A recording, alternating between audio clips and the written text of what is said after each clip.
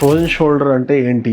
చాలా మంది మాకు భుజం నొప్పి ఉందండి, భుజం పట్టేసినట్టు ఉంది, దీన్ని ఫ్రోజన్ షోల్డర్ అంటారా అని వస్తారు. ఫ్రోజన్ షోల్డర్ అనేది డెఫినెట్ గా భుజం బిగుసుకున్నదాన్ని, దానికి చాలా కారణాలు ఉంటాయి. ఒకటి వచ్చేసి పెరియార్థరైటిస్ అంటాం, అంటే చుట్టుపక్కల ఉన్న పొర ఏదైతే భుజం చుట్టూ మనకు పొర ఉంటుందో భుజం భాగం అనేది షోల్డర్ బ్లేడ్ అంటాం దీన్ని, ఇది ఆర్మ్ బోన్ అంటాం. ఈ రెండిటితో పాటు కలిసి అయ్యేదాన్ని షోల్డర్ జాయింట్ అంటాము. ఈ షోల్డర్ జాయింట్ చుట్టూ మనకి క్యాప్సిల్ అని ఉంటుంది. ఆ క్యాప్సిల్ అనేది టైట్ అయినప్పుడు అడెసివ్ క్యాప్సిలైటిస్ అంటారు దాన్ని. దానికి అనేక కారణాలు ఉన్నాయి. ఒక చిన్న దెబ్బ తగులుతో వల్ల అవ్వచ్చు, లేదా ఇన్ఫ్లమేటరీ రెస్పాన్స్, షుగర్ ఉన్న వాళ్ళలో, ఇట్లాంటి వాళ్ళలో చూస్తాము, థైరాయిడ్ ఫ్లక్చుయేషన్ వాళ్ళలో చూస్తాము. వీటి వల్ల అయ్యేదాన్ని అడెసివ్ క్యాప్సిలైటిస్ అంటారు.